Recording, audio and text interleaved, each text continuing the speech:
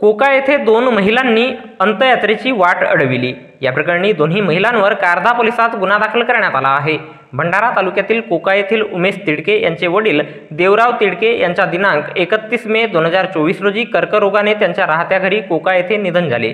त्यानंतर दिनांक 1 जून 2024 रोजी सकाळी 11 वाजता दरम्यान कोका येथे त्यांची अंत्ययात्रा ग्रामपंचायतने बांधलेल्या आणि नियोजित ठिकाणी ठरवून दिलेल्या स्मशानभूमीकडे जाणाऱ्या सार्वजनिक रोडने नेत असताना आरोपी विवाहित महिला वय 45 वर्षे आणि आरोपी विवाहित महिला वय 55 वर्षे दोन्ही राहणार कोका यांनी संगनमत करून सदर प्रेत आमच्या घरासमोरून न्यायचे नाही असे म्हणून उमेश तिडके यांच्या भावना दुखावण्याच्या उद्देशाने प्रेताची अवहेलना करून अंत्ययात्रेची वाट अडविली आणि अंत्ययात्रेतील लोकांना शिवीगाळ केली। या प्रकरणी फिर्यादी उमेश तिडके यांनी दिलेल्या तक्रारीच्या चौकशी अहवालावरून पोलीस स्टेशन कारधा येथे दिनांक 29 जून 2024 रोज शनिवारला सायंकाळी 5 वाजता दरम्यान गुन्हा दाखल करण्यात आला असून या घटनेचा पुढील तपास पोलीस हवालदार साठवणे हे करीत आहेत। तर याबद्दलची माहिती भंडारा जिल्हा पोलीस दलाच्या वतीने दिनांक 30 जून 2024 रोज रविवारला एका प्रसिद्धी पत्रकाच्या माध्यमातून देण्यात आली आहे।